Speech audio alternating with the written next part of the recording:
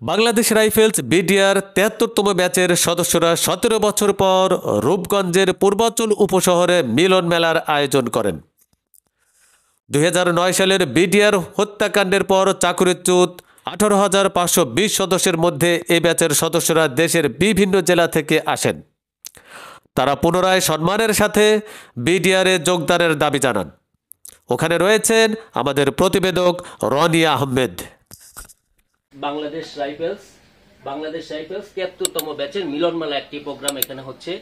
আমরা আজকে যারা বাংলাদেশ রাইফেলসে যারা জব করেছে বা জবরত আছে, আমরা তাদের একটি মিলন মেলার অনুষ্ঠান আমরা দেখতে পাচ্ছি। আমরা এখন চলে যাব, তাদের আমরা বক্তব্য নিব যে তারা কি উদ্দেশ্যে বা কেন তারা আজকে একত্রিত হয়েছে, তাদের মনের কি।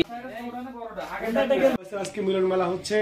এখন প্রথম পর্যায়ে আমরা আমাদের বাংলাদেশের ৬৪ জেলা থেকে বিভিন্ন জেলা থেকে আমরা ঢাকাতে আসছি, পূর্বাঞ্চল সিটিতে। আমাদের আরো অনেক ব্যাটসম্যান আসছে রাস্তায়। আমাদের কার্যক্রম সারাদিন চলবে। আমাদের প্রোগ্রামের মধ্যে আপনারা দেখতে পাচ্ছেন আমাদের সবার গায়ে একই ধরনের টি শার্ট, আমাদের একটা ব্যানার করা হয়েছে। আমরা একটা কেক কাটবো এবং আমরা আজকের দিনটাকে সুন্দরভাবে উপভোগ করবো সবাই মিলে।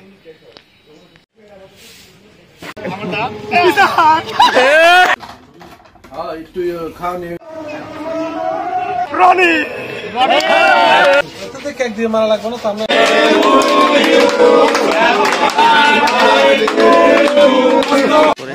না পরে